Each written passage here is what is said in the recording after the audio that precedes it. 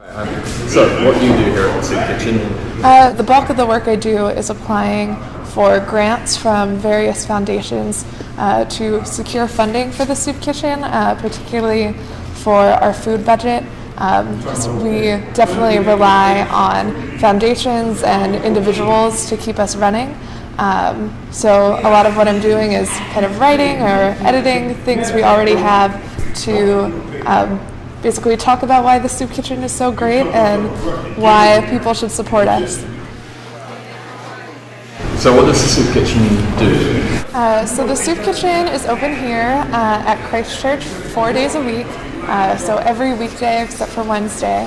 And we serve lunch from 11:30 to 1:30. People can eat here or they can take a little takeout container and take their meal to go. It's a free, well-rounded lunch. There's always meat, veggies, salads, starch, very good desserts usually. And we welcome anyone who needs the free meal. We've never turned anyone away for lack of food. So typically that's about 200 to 300 people, sometimes over 300 people coming through here for lunch every day. Dave, what's it like having a Hilton working at the Soup Kitchen? Well, first of all, we've been very lucky. The Hilton students have been terrific helpers to us. They've filled in a critical gap for me personally. I'm working at the job literally from 6:30 in the morning till 5 o'clock at night, just doing all the basic pickups and deliveries and ordering food and keeping track of things. So Megan has been handling a tremendous number of grant applications, letters, thank you notes, things that clerical work that is essential to the successful operation of the Soup Kitchen. What are the main challenges you see facing the Soup Kitchen? People, middle class people who themselves are under strain, it gets more and more difficult to teach them that how serious the problems of hunger and poverty are in New Haven. I was at a meeting last night and I told the people at the meeting that we provided over 75,000 meals last year.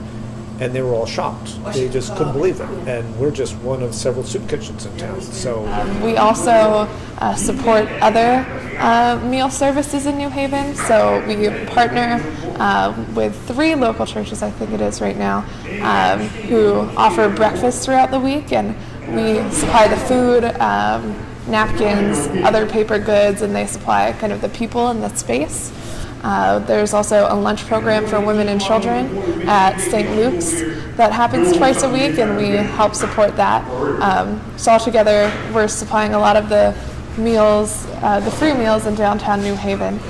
Last year, we served over 75,000 meals and expect that we might serve as many as 78,000 meals this year. What do you think Hiltons can learn from working in the Soup Kitchen?